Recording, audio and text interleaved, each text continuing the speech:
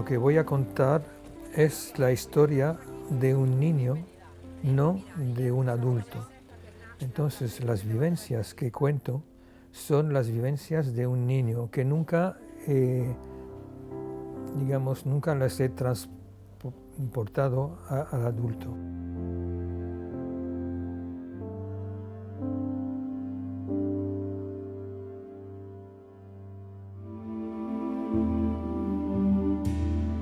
Bueno, Meyer és un dels testimonis més brillants que hi ha sobre el camp de concentració d'Auschwitz i Mauthausen, està els dos.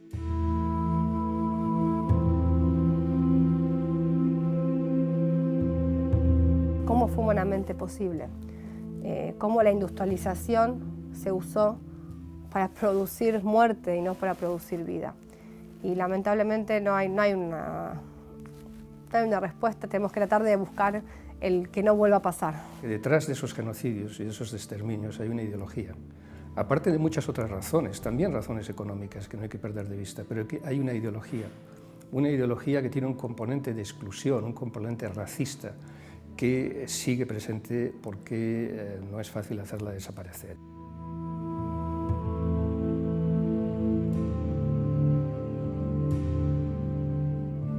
Mi testimonio, a lo mejor, con un poco de suerte, los chicos que me pueden oír o que pueden escuchar mi testimonio, a todos les gusta ese testimonio. Pero ¿qué es lo que queda cuando salen de aquí, de esa manifestación?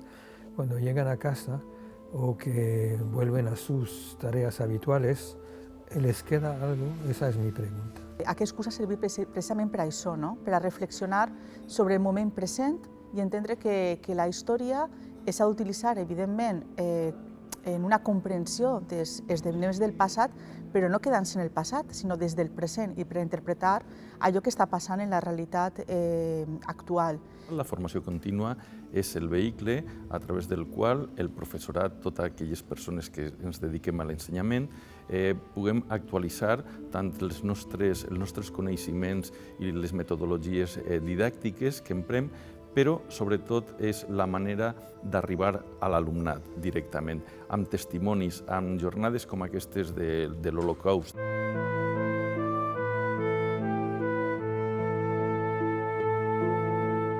Mi infancia, por ejemplo, de unos padres judíos muy religiosos, totalmente absortos por Dios, y cuando, por ejemplo, a mí se me prohibió a los 7 años de no poder jugar con mis amigos, de no poder ir a la escuela, de no poder ir a comprar en la tienda de al lado porque estaba prohibido a los judíos. Y cuando yo preguntaba a mi padre, ¿por qué no puede hacer eso? ¿Qué he hecho? Dice, no, tú eres demasiado pequeño, son cosas de la política, tú no puedes entender. Entonces ya empecé a cabrearme.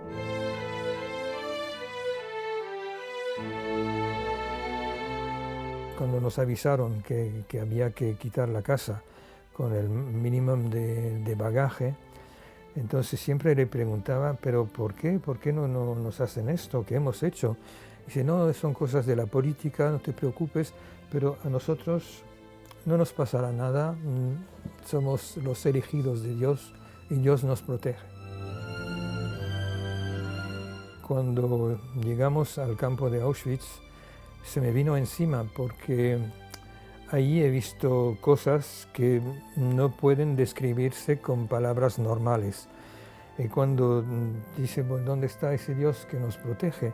Mi padre ya lo había perdido de vista porque ha ido con los hombres, yo estaba con las mujeres.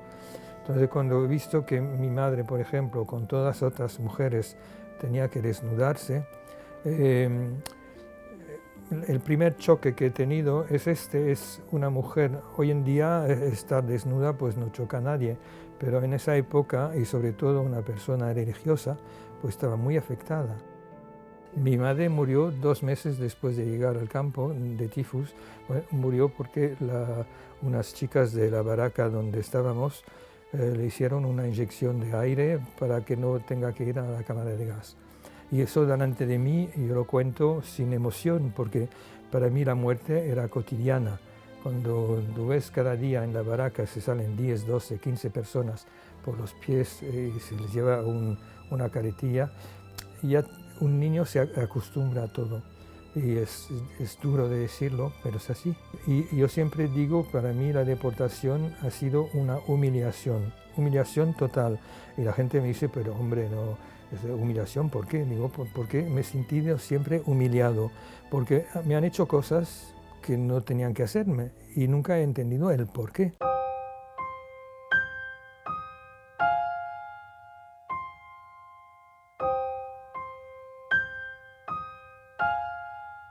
Los judíos en aquel momento representaban una cultura que tenía una gran diversidad de formas, pero que fue simplificada por unos prejuicios y acabaron convirtiéndose en el eslabón más débil de una cadena de exclusiones que llevaba a otros pueblos también a situarlos en escalas inferiores, por ejemplo los pueblos eslavos. Pero el genocidio judío fue especialmente singular, particular y brutal, porque se les consideraba infrahumanos. El siglo XX es un siglo de dos caras, es un siglo, y por eso provoca esa especie de dificultad de comprensión, es un siglo de un desarrollo económico, industrial, cultural, político, médico, tecnológico impresionante, y al mismo tiempo, y es la otra cara, es un siglo en el que la Primera Guerra Mundial dejó 10 millones de muertos, la Segunda 4 veces más, 40 millones de muertos.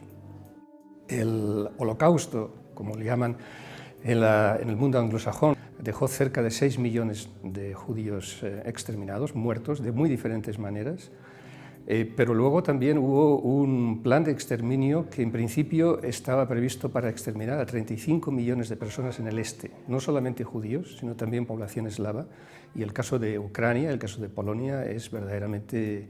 Y además hubo cerca de 200.000 degenerados raciales, es decir, enfermos mentales, y además hubo prisioneros soviéticos, políticos polacos, testigos de Jehová, romaníes, homosexuales, que cayeron también en ese proceso.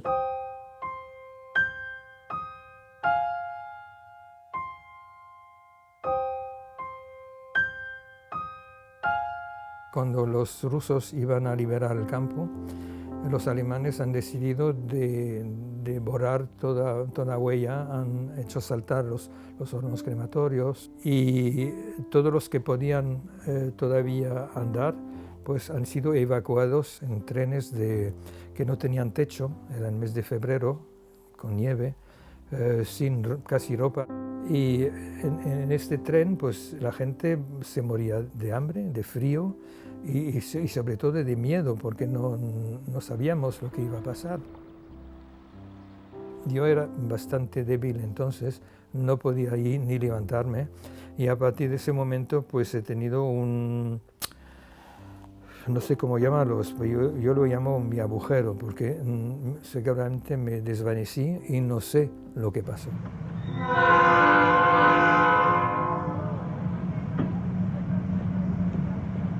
Pero ya estaba otra vez recuperado con mi manera de ser.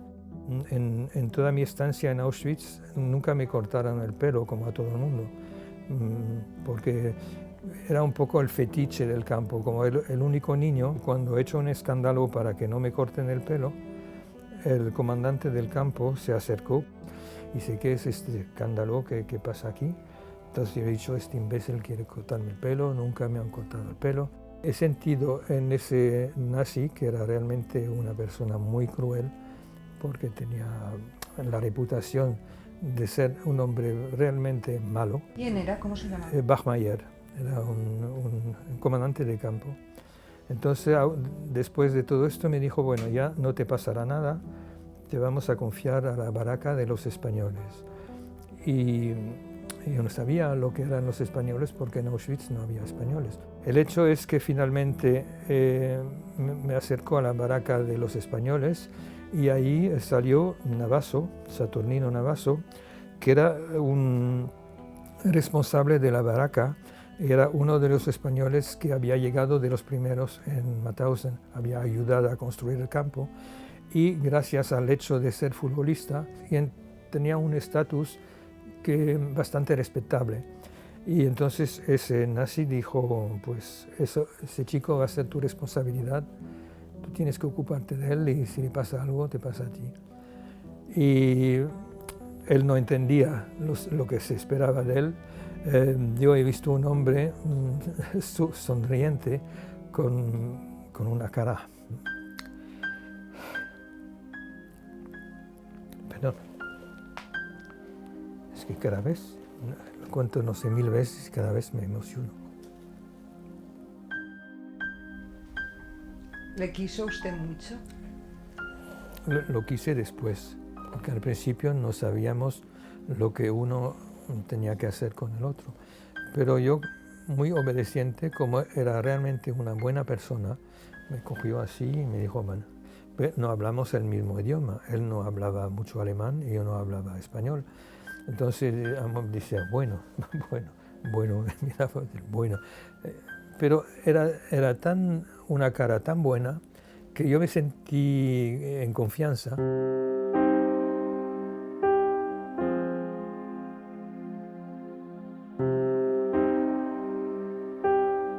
La història dels espanyols és terrible, és la tragèdia del segle XX i al mateix temps expressa perfectament el que és la tragèdia europea.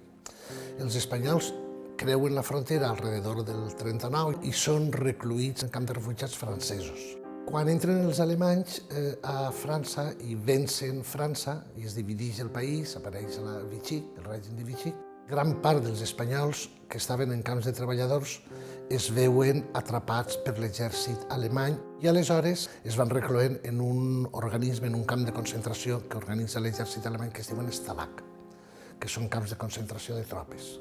En setembre-octubre de l'any 40 hi ha unes negociacions entre el règim franquista, entre Franco i Hitler, o entre el seu primer ministre Serrano Suñer i Himmler. I en aquestes negociacions Espanya renuncia perquè Himmler li pregunta reiteradament què fa amb els exsoldats republicans que té en Stalags.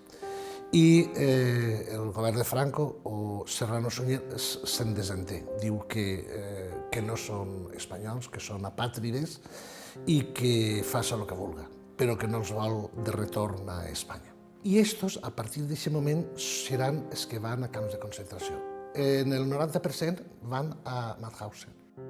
Passen 7.000 i pico i alguns més a altres camps de concentració. I més de la meitat moriran en les condicions en què es mor a Mauthausen, sobretot víctimes del que significa treball, exhauriment, destrucció de la personalitat, explotació.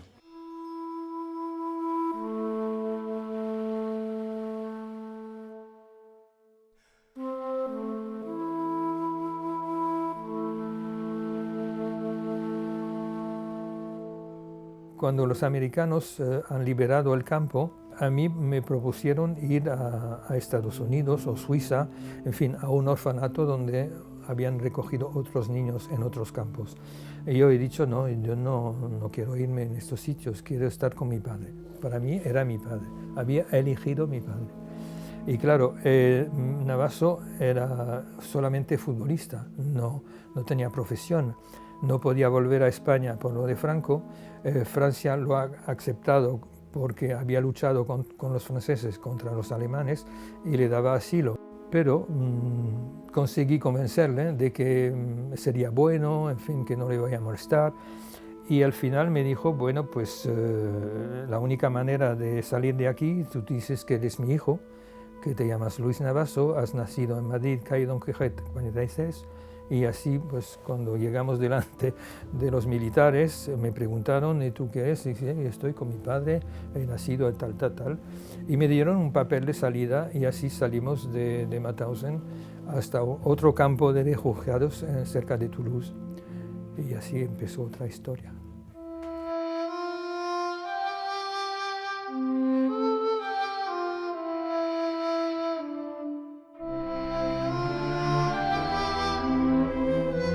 Esto fue hecho de seres humanos contra seres humanos. Acá hablamos de violación de derechos, acá hablamos de valores éticos y morales que se rompen.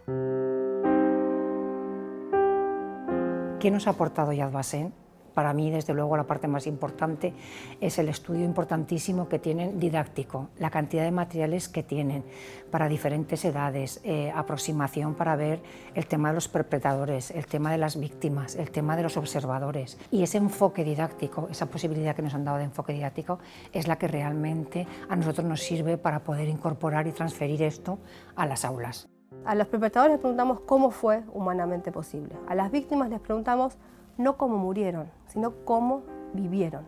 Cómo, a pesar de que ya estaban determinados su vida por los alemanes, por los nazis, cómo hicieron para vivir, cómo se resistieron, qué dilemas tuvieron. Si el foco es en la vida y no en la muerte. Y también tenemos a los observadores pasivos, o en inglés los bystanders, que son las personas que también vivían durante la guerra y que también tenían que sufrir las políticas nazis. Cuando hablamos de la Shoah, tenemos que agregar otro actor, otro protagonista, ¿sí? Que son los justos de las naciones, ¿sí? Que son las personas no judías que arriesgaron su vida para salvar judíos.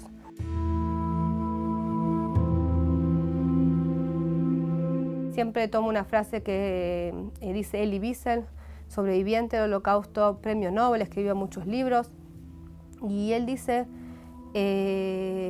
no todas las víctimas fueron judíos, y ya lo mencionamos antes, pero todos los judíos fueron víctimas. Y si hablamos del Holocausto y no hablamos de la particularidad que hubo en la ideología nazi para con los judíos, nos estamos olvidando de un aspecto muy importante. La conferencia de Wannsee era una reunión que se realizó el 20 de enero de 1942, donde 15 personas, representantes de ministerios del régimen nazi y representantes de las SS, discutieron en 1 hora y media cómo pudieran asesinar a 11 millones de judíos en Europa. Hay que tener en cuenta que la reunión se produce en un tiempo de gran euforia, o sea, los participantes estaban convencidos de que la guerra iba a durar solamente algunos meses, porque casi toda Europa estaba bajo poder alemán.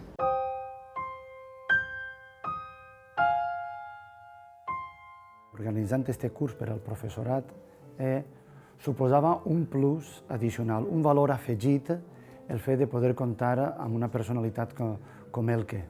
Per un costat, contextualitzar el fet històric del que va ser la reunió que es va fer a la casa de Wannsee. Per altre costat, la visió de com Alemanya es va enfrontar a la seva memòria i també tota la part d'enfocament didàctic que porten treballant ells al memorial. Para entender el concepto de pedagogía que tenemos hay que saber que es un memorial bastante joven en comparación, por ejemplo, con memoriales en ex campos de concentración, lo que se debe al hecho de que es un memorial donde domina la perspectiva quiénes fueron los perpetradores. Entonces, como hubo una alta integración de victimarios, perpetradores después de la guerra, era muy difícil de construir un memorial allá hasta que hubo un cambio de generación.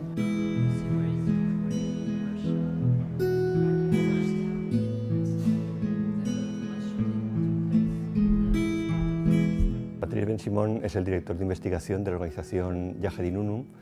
Esta organización tiene su sede en París y ha llevado a cabo durante los últimos 10 años una serie de investigaciones, sobre todo en Europa del Este, de digamos, las masacres masivas que se produjeron durante la Segunda Guerra Mundial.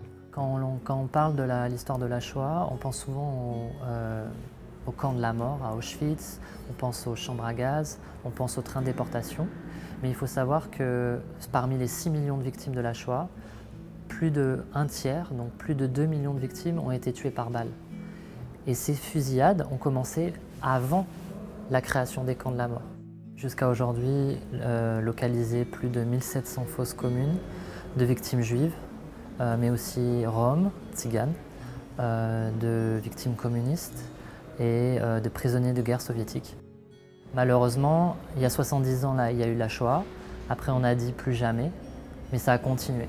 Après la Shoah, il y a eu le Rwanda, il y a eu le Cambodge, il y a eu le Guatemala, il y a eu d'autres violences de masse. Aujourd'hui, il y a ce qui se passe en Irak et en Syrie, avec les crimes de Daesh. Et donc, si on veut plus jamais, Il faut absolument viser les générations d'aujourd'hui et de demain. Hoy en día pasa con los refugiados, hoy en día pasa con las poblaciones o a las culturas precisamente que tienen otro carácter distinta de la judía. En una sociedad que cada vez está más mundializada, más globalizada, donde los contactos entre culturas, entre pueblos son más frecuentes y crean problemas, porque también hay un falso progresismo que se niega a reconocer que esos problemas existen, crean problemas. Y no se trata tampoco de caer en un relativismo cultural, sino de buscar puntos en común, de diálogo, de interrelación, para ir configurando algo que no sea lo nuestro, ni tampoco lo otro, sino lo de todos. Mientras eso no se produzca, siempre tenemos el riesgo de caer en procesos, mecanismos de exclusión que pueden dar origen después a situaciones de violencia, quizá no tan extremas, ojalá, pero que están muy presentes en nuestras sociedades. La societat és la que d'alguna manera patrocina, genera, no, els continguts de la universitat pública, i nosaltres tenim un deure, no, que és el deure de reportar allò que s'estan donant des del punt de vista social i retornar-lo a la societat. El que sí que fem és treballar els valors. Volem que el nostre alumnat tinga criteris per a esbrinar entre què està bé, què està mal, que ajuden i que facin seua l'eslògan o la frase dels supervivents de l'Holocaust de mai més, que no torne a ocórrer mai més. Pienso que todo es bueno recordar esta época para supuestamente que no se reproduzca, pero el mundo me ha enseñado que nada ha cambiado. Lo que pasa ahora en Siria me dan a pensar que el hombre no va a cambiar nunca, que siempre estaremos en guerra. Y la rabia que me da es que los enemigos de antes, después se abrazan. Tampoco no quiero ser demasiado pesimista, pero tengo que decir la verdad, es lo que siento. Por otra parte, me gusta contar la historia que he vivido porque pienso que puede ser una historia ejemplar.